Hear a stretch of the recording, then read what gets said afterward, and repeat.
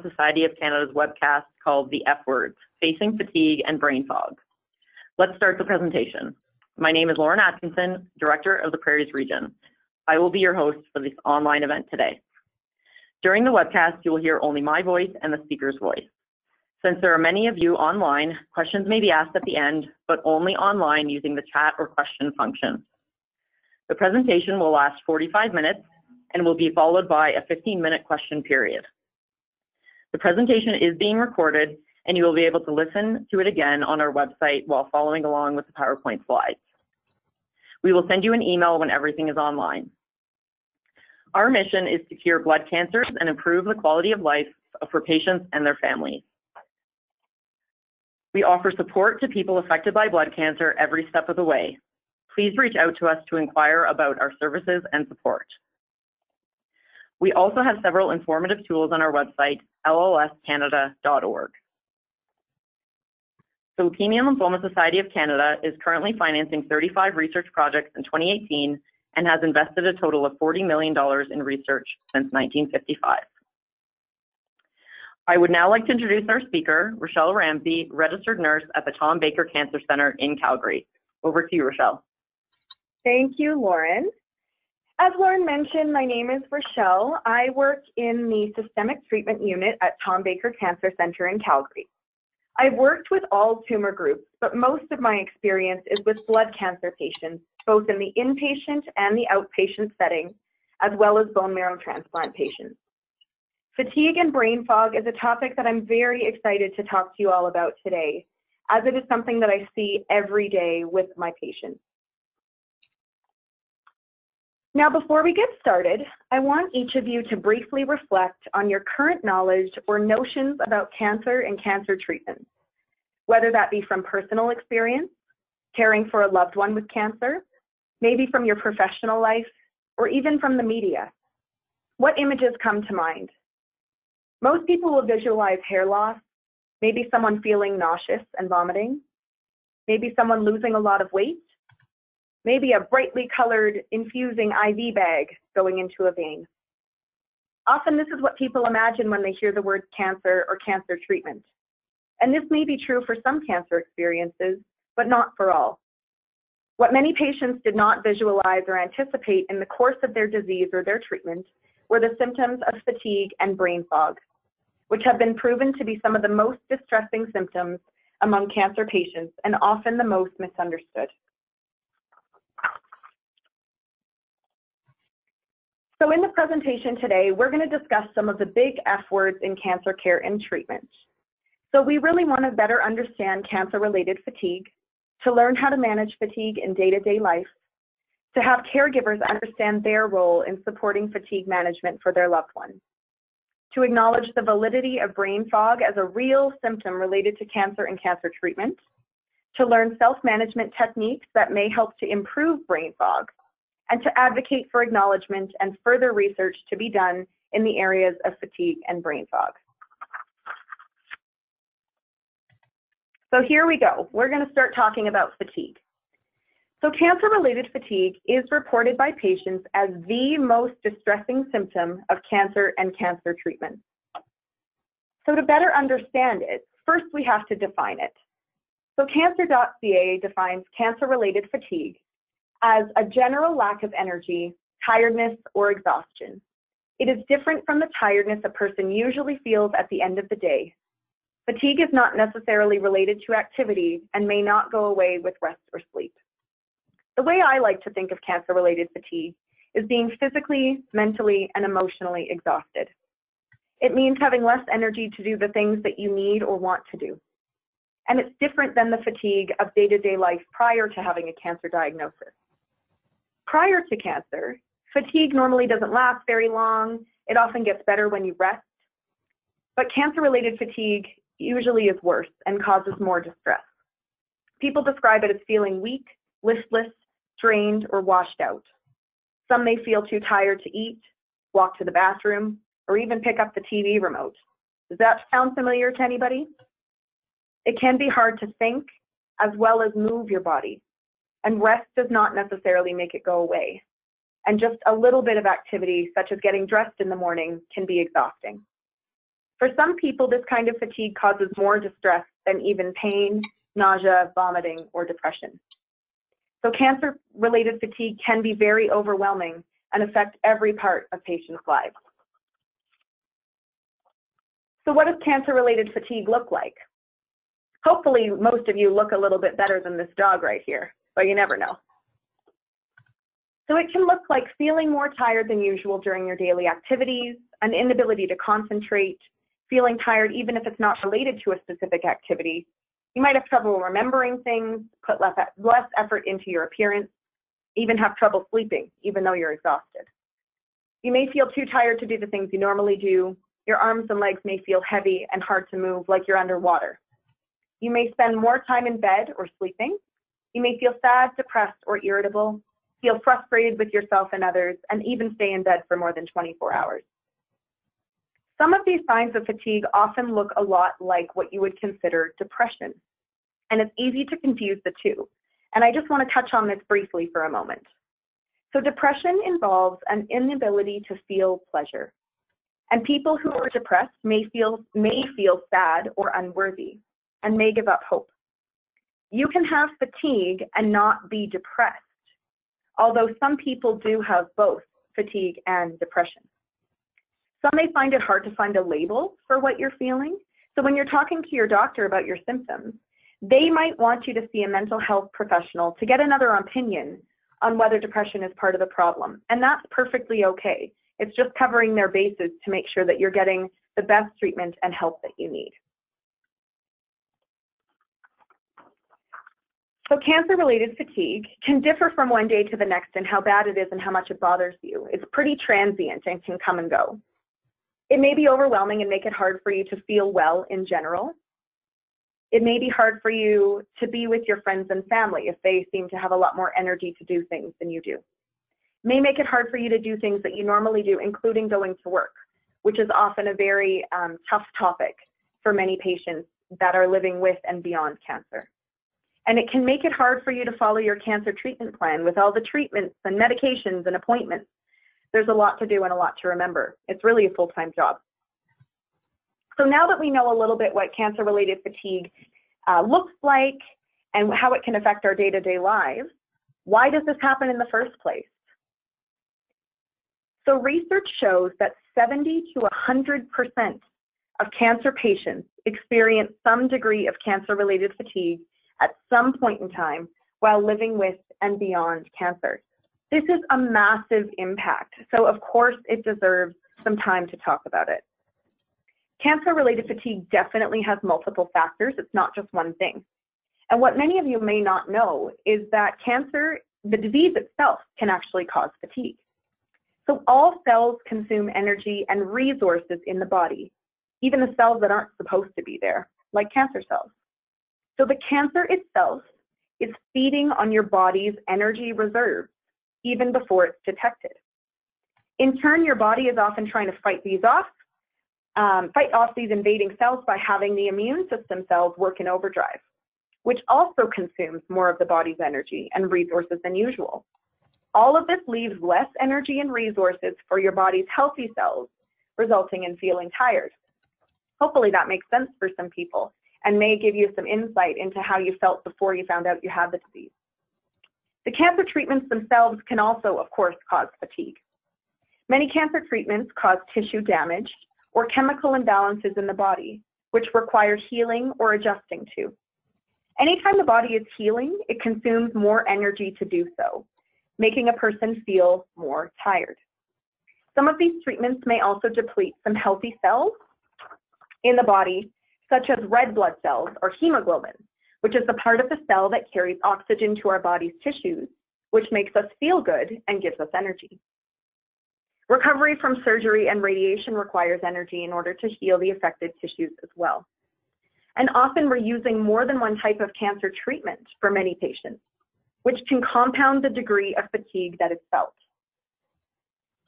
Other factors including increased stress, change in sleep patterns, decreased movement, and altered nutrition, and even a change in your mood may be consequences of a cancer diagnosis and or treatment and can have significant impacts on energy and fatigue. So hopefully that puts it in perspective for you of why this might happen. So how long does it last? Cancer-related fatigue can start with the disease itself, as I said. So it may be an issue that a patient has been battling for a while, prior to even knowing what was wrong. Blood cancer patients are especially vulnerable to disease-related fatigue, as many of their diseased cells live in the bone marrow, and the bone marrow is basically your body's energy factory. So it can contribute to there being less cells made to create energy and provide resources and oxygen circulation to your body. So blood cancer patients are impacted by this, arguably even more than other cancer patients. Most patients experience the depth of their fatigue during their treatments. With systemic treatments like chemotherapy, most people experience fatigue a few days after each chemo treatment, and it may last for 5 days to a week, depending on the type of chemo, the dose, the frequency, and all those other factors. Most patients find that they can identify patterns in their fatigue, being able to predict that some days are usually worse than others throughout their chemo cycle, but that their fatigue can accumulate over time while on treatment. Once the systemic treatment is completed, many patients will start to notice a recovery of their energy within approximately 4 weeks. The improvement is gradual, and it can be slow going at first. It may take many months to feel back to quote unquote normal, but to expect an improvement to start a few weeks after the last treatment. With radiation, most patients find that it takes a number of treatments, or we call them fractions, for them to begin to experience fatigue. But even after their radiation treatments are finished, their fatigue can actually get worse for 2 to 3 weeks prior to the energy starting to recover. So that's a little bit different than chemotherapy. And with bone marrow or stem cell transplants, patients can experience extensive and long-lasting fatigue due to the very high intensity and prolonged treatment that they experience. There have been studies that have shown that even after a year, many bone marrow transplant patients do not feel that their energy levels have fully returned to normal. The good news is that they do improve, but it may take even more time to recover due to how intense and how long these BMT treatments can last. So here comes the good news. There are things that you can do to help manage your fatigue. I'd like to present to you an analogy that a nurse that I worked with in Halifax named Joan Hamilton taught me when I was just starting out in my career. I love this analogy. So if you picture a drinking glass, like the one up there on the screen, as your energy reservoir, and the liquid inside of it is your energy reserves for the day. Each time you do something, you have to pour out a little of the liquid in the glass. So prior to having a cancer diagnosis, when you would wake up in the morning, your glass would usually be pretty full. And with each task, you may have to use maybe 1/8 of a cup, maybe 1/4 cup, maybe up to 1/2 a cup, and so on, of your energy reserves in order to complete whatever task you're doing. But as you went from one activity to the next, or fueled up with a snack or a meal, the glass would fill back up during your rest periods, indicating that with rest or food, your energy was pretty much replenished and you felt good to carry on with your day. After a cancer diagnosis, imagine that glass is maybe not even completely full when you wake up in the morning. And however full that glass is when you wake up, that's it. That's all the energy you get for the day. And what used to consume maybe only 1/8 of a cup of energy may require more than that now. And it's not necessarily going to replenish as much throughout the day with rest or food. So what that means is when you have your glass, when you wake up in the morning and your glass of energy, your energy reservoir, however full it is for the day, that's what you have to work with. And you have to prioritize the way you expend your energy, as if you're budgeting it out for the day. So here are some fatigue management techniques to help you get through these times when you are still experiencing some depths of fatigue. Movement is truly key. Exercising regularly in any amount can really, really, really help your energy. That is probably the biggest thing that actually helps to improve your energy, even though it's a bit counterintuitive. So my philosophy is it takes energy to make energy. Even a short walk per day or some movement within the home, just doing your laundry or walking around the kitchen, can be very beneficial. Even when you're resting, keep in mind that sitting up in a chair rather than lying down in a bed uses more muscles. So that way your muscles have less long-acting effects of weakness, and it even helps to expand your lungs fully when you're sitting up rather than laying down. Keeping a journal of how you're feeling each day can be very beneficial as well. Often you're able to identify patterns of your energy levels and other side effects. That way you can anticipate your best days and worst days and plan accordingly. Planning ahead. The more you plan, the less you're caught off guard, and you can focus on the things that matter most to you instead of having your focus split. One thing I like to mention with planning ahead, many of you have probably been on steroids before, so dexamethasone or prednisone. And you probably have a love-hate relationship with steroids, as many of us do. Steroids can make you feel like Superman sometimes, but can also crash off. You can also crash off of it, and it can affect your mood quite a bit and maybe impair your sleep. But most of the time, if you are one of those people that feels really energetic on steroids, use them. Use your dex and prednisone days to your advantage to get things done and accomplish things that you might not be able to a few days from then. And then using tools to help conserve your energy. Stuff like a shower seat, so that when you're in the shower, just doing your normal routine in the morning, by sitting down, you have to use less of your energy reservoir than if you were standing doing it. Things like walkers and walking poles can definitely help increase your stability, so you're using less energy to stabilize your body. And even a shopping cart while you're shopping, so that you don't have to carry things, and it provides stability as well. Letting others help you with tasks that need doing. We're often very bad at accepting help from other people, especially if we're used to being the provider in the family. So try and be open to letting people giving you a helping hand. If they want to rake your leaves or shovel your walk or do your grocery shopping for you, let them. That way you can save your energy for the things that you enjoy doing the most. Balancing activity with rest is really important as well. If fatigue is quite troubling for you, try and plan rest periods around your activities, so that you don't use up your entire energy reservoir at once. So if that means that you're going to cook a meal for some family and friends, maybe you cook the meal ahead of time, take a break before people come over, and reheat the food so that you're not completely exhausted by the time people come over. Naps and rest can be very helpful as well with fatigue management, but ideally no more than an hour long. And often 20 minutes really is enough to close your eyes and get a little bit of rest. And really try not to sleep after 3 p.m. because most people do find that they have a lot of trouble sleeping at night if they're napping late in the day, especially as your fatigue starts to improve. Speaking of sleep, maintaining good sleep hygiene is really important. And by sleep hygiene, what we mean by that is basically creating a routine.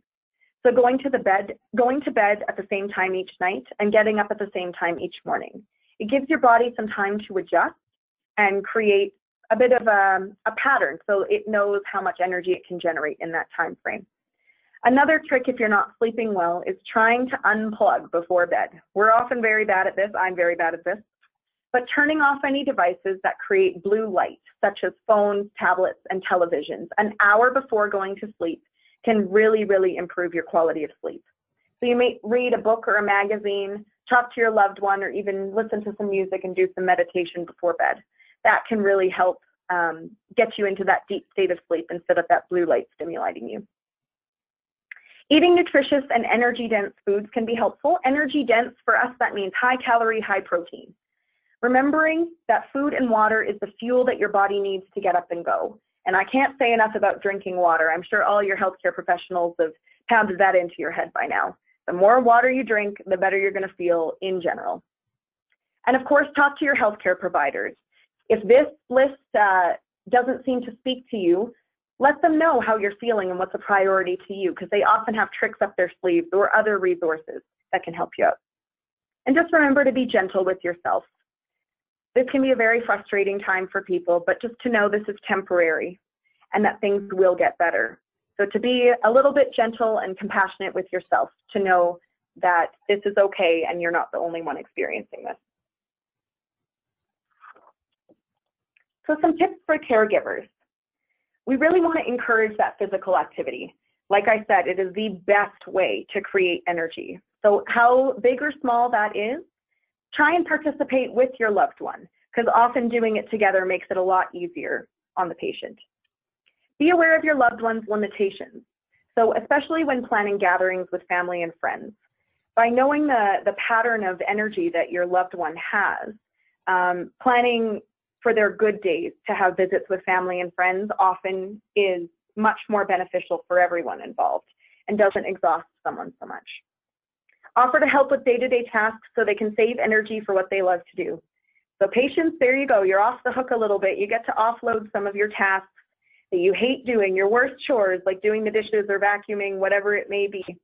Delegate that to someone else so that you can spend time with your children, pets, grandchildren, friends, whatever it is that makes you happy. Caregivers help in planning activities to balance rest with activity. So basically, what we mean by that is if you have a list of things that you're trying to get done throughout the day, make sure there are rest periods in between. Encourage good sleep hygiene and routines for your loved one. So maybe that means you turning off your phone as well. Allowing your loved one to express their frustrations and don't necessarily try and fix it. Sometimes just being there to listen and to let them scream into a pillow or whatever it is can make it that much better. So that pretty much wraps up my fatigue talk. So we're going to switch gears a little bit here. We're going to start talking about brain fog. So to start the brain fog talk, I'd like to take a quick minute to do an exercise to get us in the frame of mind. So I'd like you to answer these questions silently to yourself. So if you're a cancer patient who has had cancer treatment, I'd like you to reflect on your own day-to-day life and answer these questions. And if you're a caregiver or supporter, I'd like you to put yourself in the patient's shoes for a second. So have you ever thought to yourself, I just had my keys, where the heck did I just put them? Have you ever read one page of a book and already forgotten what you just read? Have you ever gone to answer the phone and completely forgotten that you had something on the stove? Have you ever been in a crowd and struggled to remember the name of the person you're very close with to introduce them? Have you ever thought, I'm not even going to try and do that. I know I can't do it anymore. Have you ever thought, I'm completely losing my mind. What is wrong with me? So many of you reflecting on those questions, even if you haven't had cancer treatment, might have answered yes to some of those. But really, these are things, are everyday occurrences for many patients experiencing brain fog. So let's dive into that a little further. So there are many terms out there for brain fog, such as chemo brain, chemo fog, cognitive impairment, cognitive dysfunction, cancer-related cognitive dysfunction. The list goes on and on. If you're doing your own research, you could plug in any one of those words and find a whole bunch of information online. Careful with that also. You never know what you're going to find on the internet. But these are some terms that I'm going to use interchangeably, but it is referring to the same concept of brain fog. So in the scientific world, chemo brain wasn't even really acknowledged as a real thing until the mid-2000s. This term was originally developed in the response of a great need to describe this experience that patients were reporting around changes in their thinking, memory, learning, processing, and attention following cancer diagnosis and/or treatment. It can be sudden or gradual over time, and at times can come and go even throughout your treatment cycles. This especially became notable to the scientific world when discussing cancers that did not originate in the brain or the central nervous system, such as breast cancer, and of course blood cancers for us, but the early research was done in breast cancer. Because the treatment for these cancers and diseases themselves were not targeting the brain. So why was the brain being affected? It had been known for quite some time that brain development is significantly affected in children undergoing cancer treatment, but aspects of early research on chemo brain in children doesn't really transfer to adults because adults' brains are more or less done developing in comparison with children. So that research didn't really match. Most of the early adult research, as I said, was done in breast cancer. But in more recent years, the research has expanded to studying more specific cancer patients, including blood cancer and bone marrow transplant patients that are significantly impacted by brain fog. So what causes this? So what causes brain fog? So research has shown that treatment with chemotherapy has not been the only cause of brain fog or chemobrain, as there are many other factors that can impact the cognitive impairment seen with brain fog, with cancer and cancer treatment.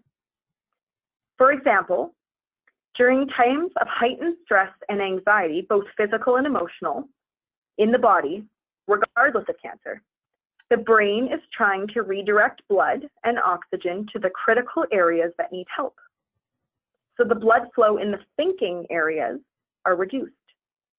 This leads to a decreased ability to process information into the long-term memory. So having that in mind, this can happen, of course, with radiation, chemo, surgery, stem cell transplants, immunotherapy, hormone therapy, nutritional deficiencies, and even fatigue.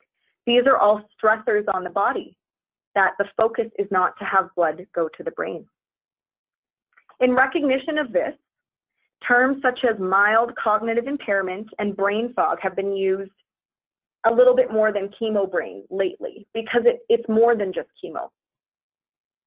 So to get scientific for just a second here, basically the cause of brain fog is there is a stress on the body that triggers inflammation. These inflammatory chemicals cross into the brain. Some of the chemicals are called cytokines, and it causes stress on healthy brain cells and less blood flow to the brain if it's redirecting blood flow to other areas of the body. It can damage cells that help heal brain cells as well, which leads to impaired brain function. Of course, I am not a neurologist, and that is a very simple explanation, but maybe that gives you a bit more of an idea of why this is happening.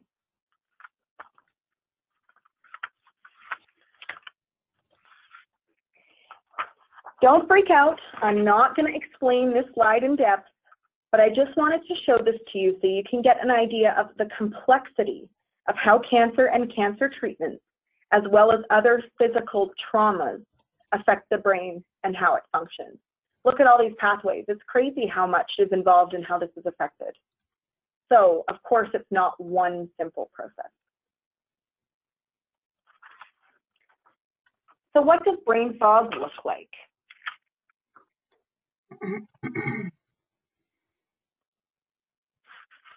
The kind of changes that we see are patients expressing difficulty with short-term memory, multitasking, complex problem solving, especially when it's under time constraints, concentration, mental efficiency, so feeling slowed in your thinking, not quite as sharp, word finding, and motor skills, so manipulating small objects like threading a needle or untangling something, little tasks that you do with your hands.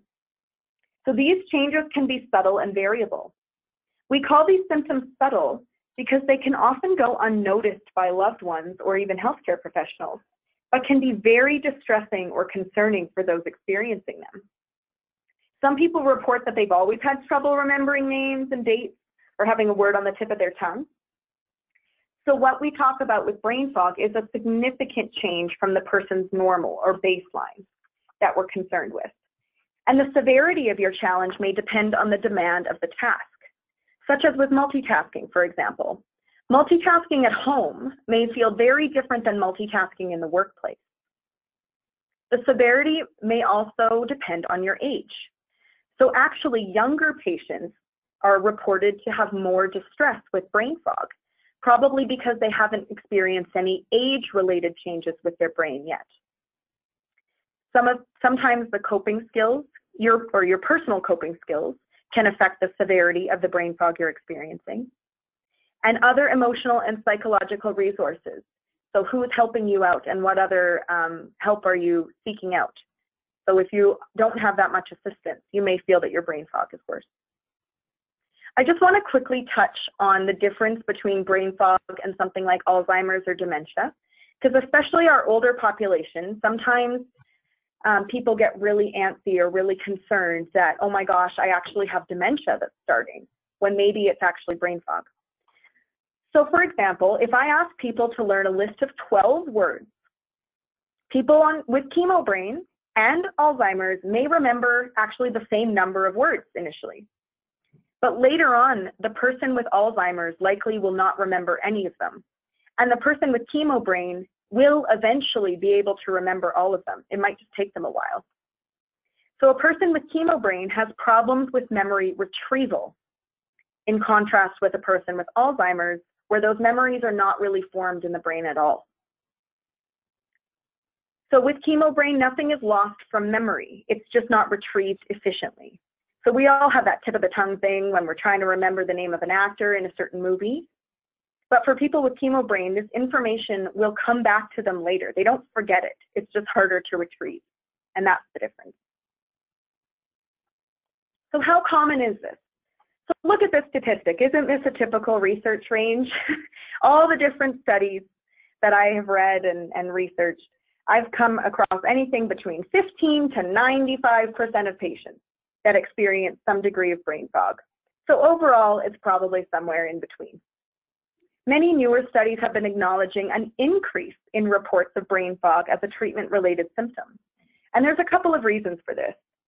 Perhaps that healthcare providers and researchers are becoming better at screening for this symptom, but also because of the increased use of more aggressive or combination treatments and prolonged patient survival. Many patients are living longer as cancer survivors, which is amazing, but they may need more than one course of treatment throughout their lifetime, and this may compound the effects of treatment on the brain. So there are several factors that may affect who experiences brain fog and the extent to which that they do. So the type of dose and treatment, or the type and the dose of a particular treatment can affect it. So brain fog is more common among those who have had drugs such as doxorubicin, fluorouracil, methotrexate, and cyclophosphamide, to name a few. And these are very, very common treatments for blood cancer patients.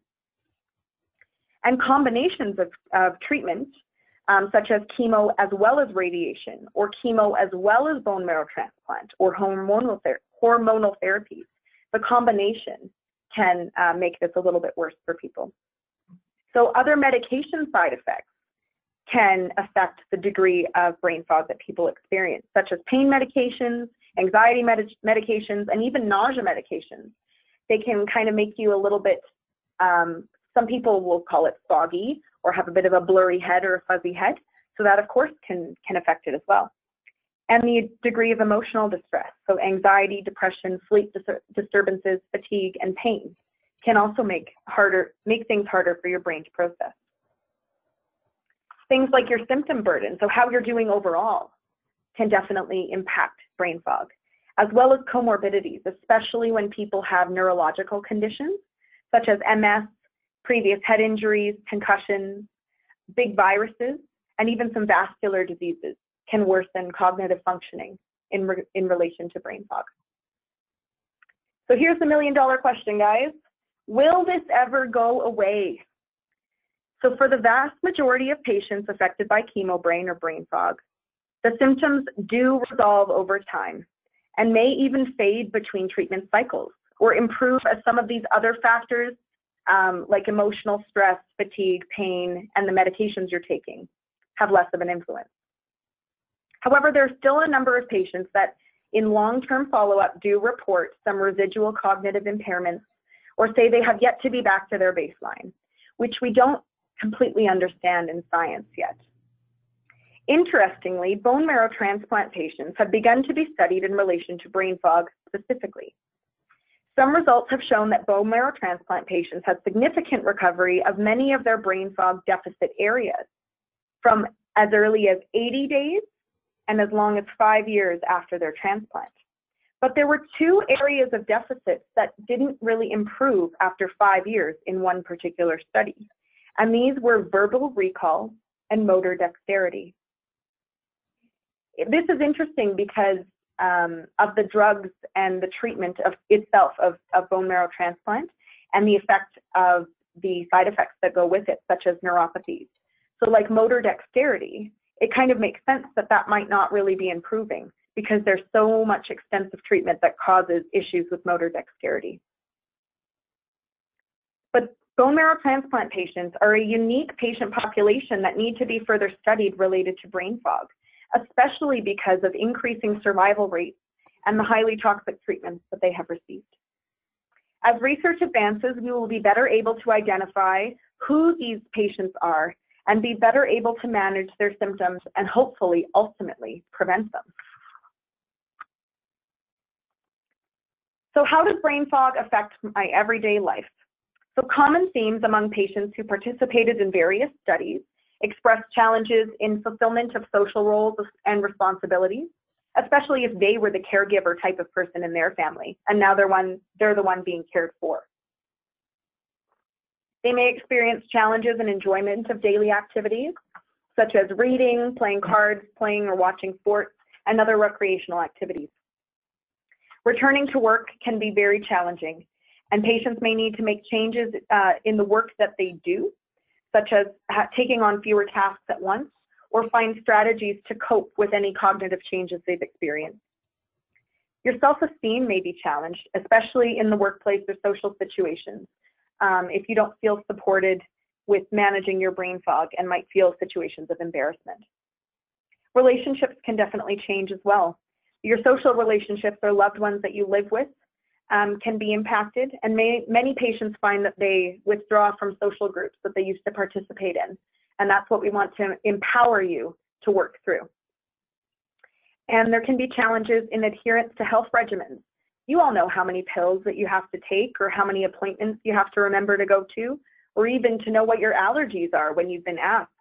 This can be really challenging when things don't come to you really quickly like they used to.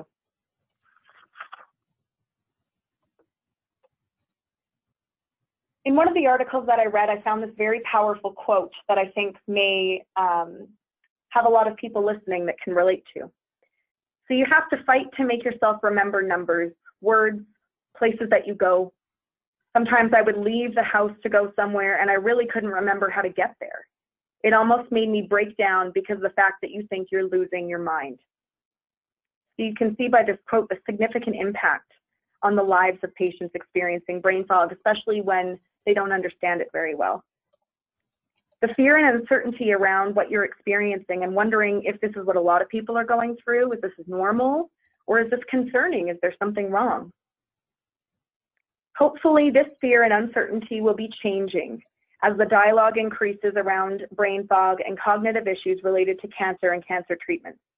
And healthcare providers will become more in tune with assessing it and addressing your concerns. So this is exciting. The media has been paying more attention to this issue in recent years. For example, in 2007, the New York Times released an article acknowledging chemo brain as a real thing. Since the acknowledgement of chemo brain or brain fog about 10 years ago, there's been a surge in ongoing research that continues to work to discover the exact cause of these chemo brain symptoms, understanding why this is happening so that we can develop strategies to better prevent and treat this important issue.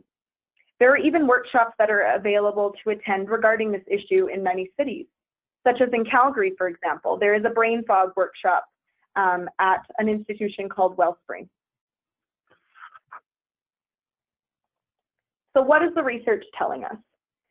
Early clinical research seems to point to cancer treatments such as chemotherapy and radiation as being the culprits for brain fog that patients were noticing. More recently, research seems to be looking at the predisposing genetic factors that patients may have that make them more vulnerable to the effects of cancer treatments, of cancer and the treatments on cognitive functioning. So why are some people affected more than others? As we talked about, cancer itself may contribute to the cognitive impairment. That's a stressor on the body. So if your body is trying to deal with this stress, Maybe there's less happening in the brain, which makes things a little foggier. Medication-wise, there are currently no standard therapies for patients who experience cognitive symptoms following cancer treatment. So not yet, you can't go ask your doctor for a magic pill yet, but there are some being studied. For example, a couple of them are neurostimulants, such as methylphenidate and modafinil, which are promising agents for treatment of cancer therapy-related cognitive dysfunction. In addition, another drug called Dunpezil is used for Alzheimer's and dementia and has showed to improve cognitive function, mood, and quality of life in certain patient groups with a couple of different studies. So more research is needed to develop reliable tools that predict risk factors, assess for brain fog, and then improve treatments and prevention for this important issue. So in real life now, how are we going to manage this? So self-management strategies. So like we discussed earlier, the majority of time, the cognitive impairments related to cancer treatments is temporary, or at least improves quite a bit over time. Is that fast enough for you though? Is there anything that we can do to make this better? So the only thing that can actually potentially prevent and improve brain fog as it stands right now in the research is exercising your brain. So the best way to think of your brain is as a muscle. We all know that to keep our body strong, we need to use it and be physically active.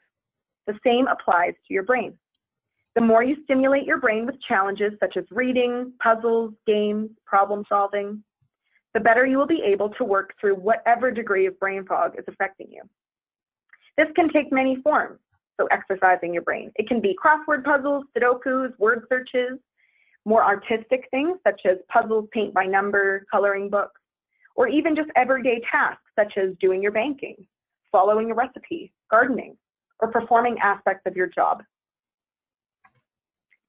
So in order to manage any deficits that you're living with brain fog, there are some tools to help compensate and minimize the effect on your everyday life.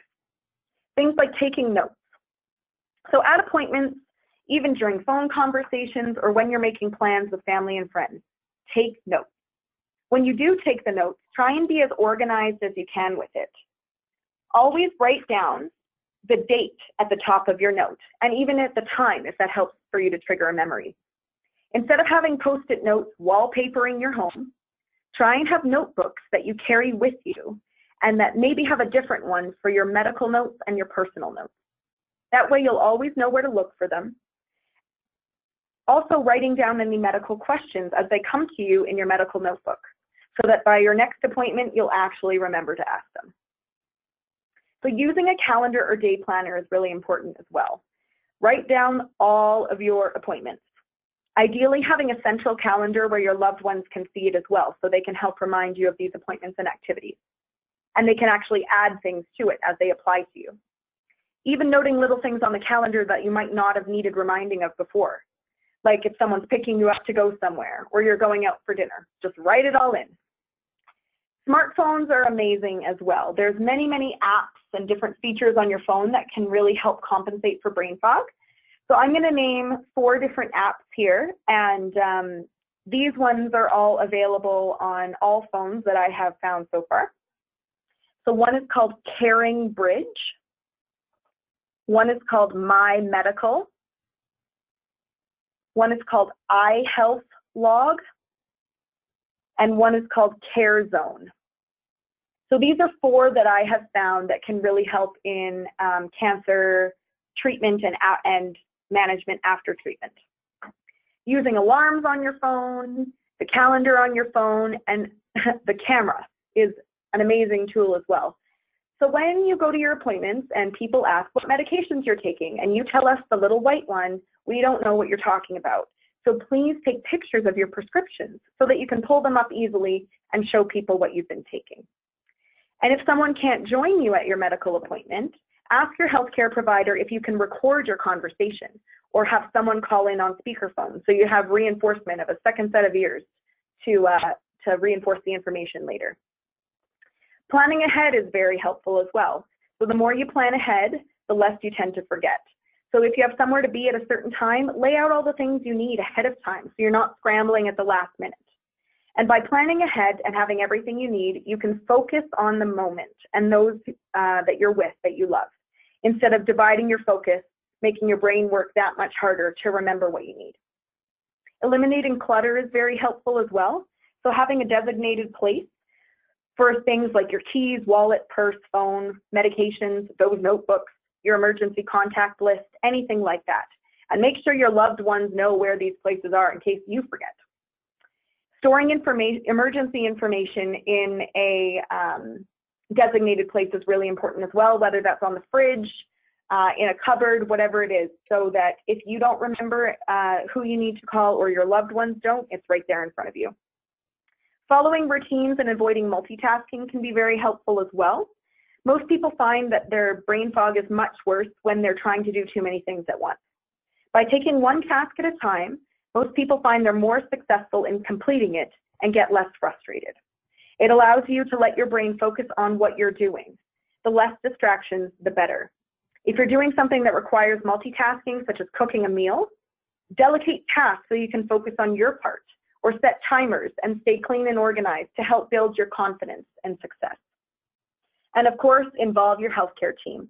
Speak with them about your concerns and how this is impacting your life, what's causing you the most trouble, if it's at work or at home, or if it's something that they can send you to other resources for.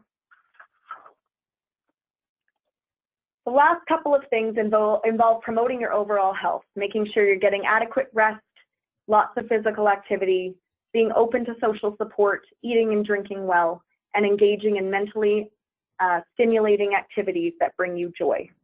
These are all things that really can help combat brain fog. So don't give up. Try and take one thing at a time, little manageable tasks, and it can go a long way. For caregivers and supporters, encourage your loved one to tell you what's going on with their cognitive abilities instead of them trying to hide it from you. Help with those self-management strategies. So help with that organization or going out and getting those notebooks and knowing where they are. Help to maintain your loved one's independence. So not necessarily just doing it all for them, but let them ask you for help when they need it. Being that second set of ears at patients' doctors' appointments and meetings can be really, really influential as well. And of course, to increase awareness of brain fog to others as a real issue in cancer care, so we can continue to research and find answers. So in summary, fatigue is often the most distressing cancer and treatment symptom. It is influenced by many different factors, both physiological and psychosocial. It can range from mild to severe and is ever-changing throughout someone's cancer journey. And there are many management techniques that can help a person cope with cancer-related fatigue. For brain fog, changes in cognitive functioning are commonly experienced. Changes in cognitive functioning are commonly experienced after cancer treatment. These changes are often subtle but can have significant impacts. Cognitive functioning can be influenced by a wide range of factors, and there are many self-management strategies that can help you cope. And more research is needed to support determining risk factors, prevention, and treatment strategies. And I'll flip through a few reference slides here. Awesome. Well, thank you all for listening, and I'm going to pass this back over to Lauren for a minute. Great. Thank you, Rochelle, for providing information on how to manage fatigue in day-to-day life, as well as self-management strategies to improve brain fog. We really appreciate you being here. The Leukemia and Lymphoma Society of Canada will continue to do its part to speed up the discovery of better treatment options. Now we'll take general questions for 10 minutes. As a reminder, please type your questions into the chat or question box on the screen. Hi there. The first question we have here is from Carolyn. Carolyn says that she is now on ibrutinib 17 months and anticipating long-term use. She has previously had 2 rounds of chemo and is wondering what is the known effects of ibrutinib on brain fog or fatigue. Hi there. Thank you for the question. Did the participants hear the question as well? Yes. Perfect. So the question was about ibrutinib. So ibrutinib is a targeted therapy. So it does have toxic effects on the body, meaning that it will also potentially influence the brain. So again, we talked that it's a stressor. So any kind of treatment can be a stressor on the body that causes all these chemical reactions to happen and affect the brain. So really, we can anticipate with ibrutinib, it's not going to be as profound for fatigue and brain fog as maybe a stem cell transplant, but there can definitely be a degree of fatigue and brain fog that are significant for this patient, Carolyn. My biggest piece of advice with this is, because this is going to be basically a chronic treatment, is to develop a routine of physical activity, the best that you can, that you're going to follow fairly diligently, to be eating well, drinking tons and tons of water. And then if things become a little bit more severe in certain areas of your life, talk to your healthcare provider about some specifics of ways to overcome those. But for ibrutinib, because it's an oral treatment that's given pretty consistently, you're probably not going to have the highs and lows that traditional chemotherapy may have with these side effects. So hopefully that answers your question. Thank you, Rochelle. The next question I see here is, can you please repeat the names of the 4 apps to help with brain fog?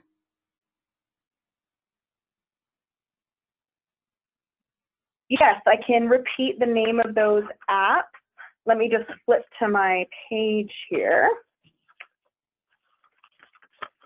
So all of these apps, just so everybody knows, they have a small fee. I think it's like less than $5. And these are ones that I found that patients of mine have been on, and that some really good journal articles have referenced. So the first one is called CAREGIVERS. The second one is called My Medical. The third one is called iHealthLog. And the fourth one is called CareZone. So again, that's CareGivers, My Medical, iHealthLog, and CareZone. So hopefully you got that. Great, thank you. I have a number of questions here also inquiring about if the webcast is being recorded. Yes, the webcast is being recorded, and the slides will be sent out within the next hour. The next question on the list here is from Jim. What is the known effects of Tasigna at high doses on brain fog with people with Asperger's syndrome?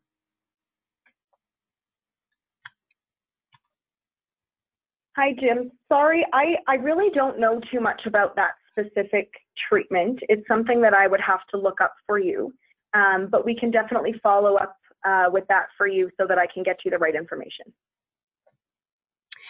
The next question here is from Joseph. I am now 1 year post-SCT and on 10 milligrams Revlimid for maintenance, experiencing ongoing brain fog. What contribution to that fog is related to Revlimid?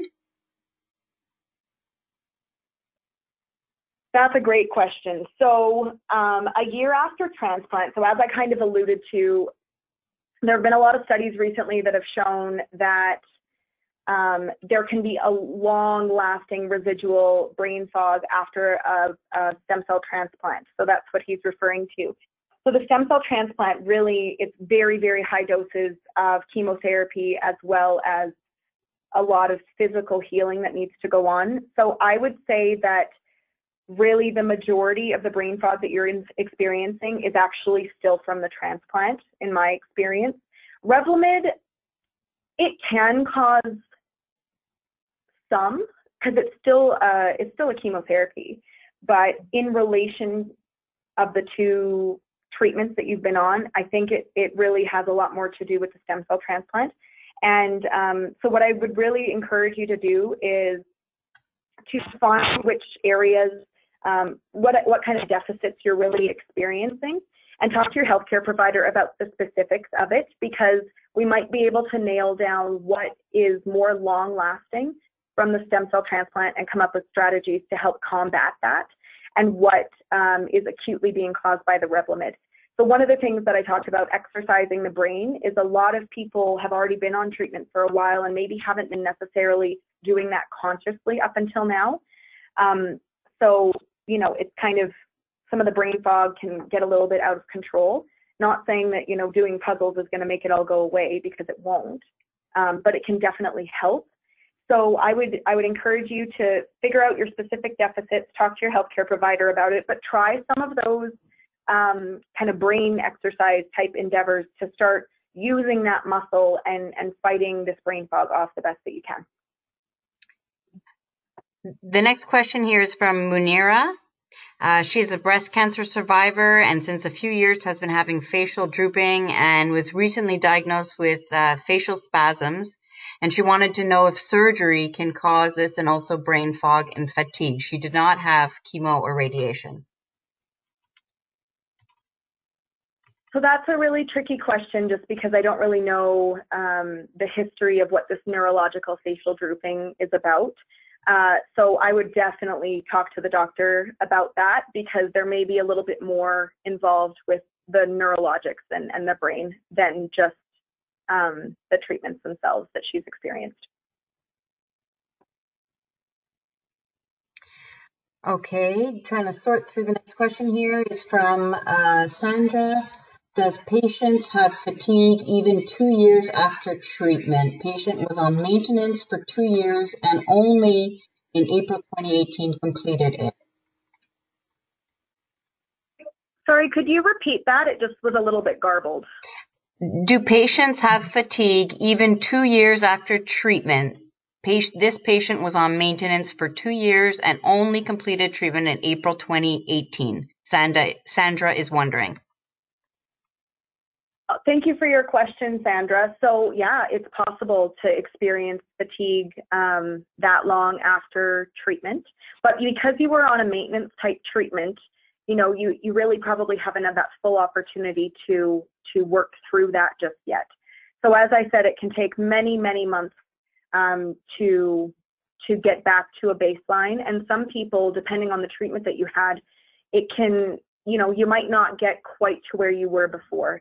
But what I would encourage you to do, as I had said earlier, was getting involved in a regular exercise routine to whatever your abilities are can be extremely beneficial, because the more you're doing this, you know, not just when you feel like it, but a couple times a week, or making sure that you're moving every day, it can help to regenerate muscles.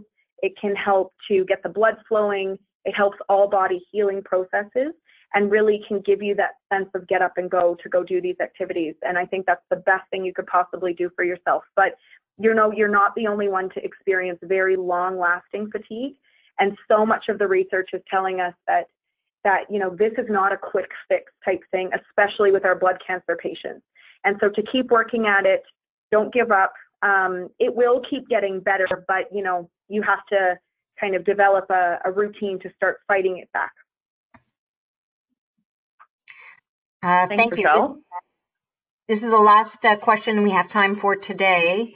One comment and one question, Rochelle. One comment from Leanne saying, I just went through half a box of Kleenex listening to the section on brain fog. I've been in remission for 18 years, and today has been so validating for me. Thank you for this. Oh, that's wonderful. I'm so glad she felt validated that this is something that a lot of people are experiencing. The last question we have time for today is from Jeff, and we'll be able to answer all of the other questions offline after the webcast is over. So the last questions from Jeff is, what do you suggest if you are experiencing fatigue while in a watch and wait scenario? So this is a huge question, and Jeff, thank you. That's such a validating question for so many people on watch and wait treatment right now. So as I had mentioned in the presentation, the disease itself can cause fatigue. Like, it really can. Those cells that aren't supposed to be there are consuming energy that your body would otherwise use for your healthy cells in thriving and doing all the things that you love to do. So to, first of all, acknowledge that there is a reason this is happening. This is not because you're not doing enough. Like, there's an actual scientific reason this is happening. And then the best thing, again, I can suggest, I cannot say enough about exercise. I cannot. A regular exercise routine will go such a long way.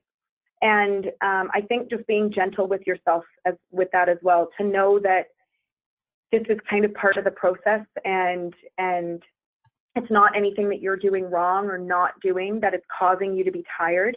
This is your cells. Like, your cells are not your friends right now, and you need to help those healthy cells thrive in the best way that they can. So a regular exercise routine, so that you have something that you're committing your body to help work through this fatigue.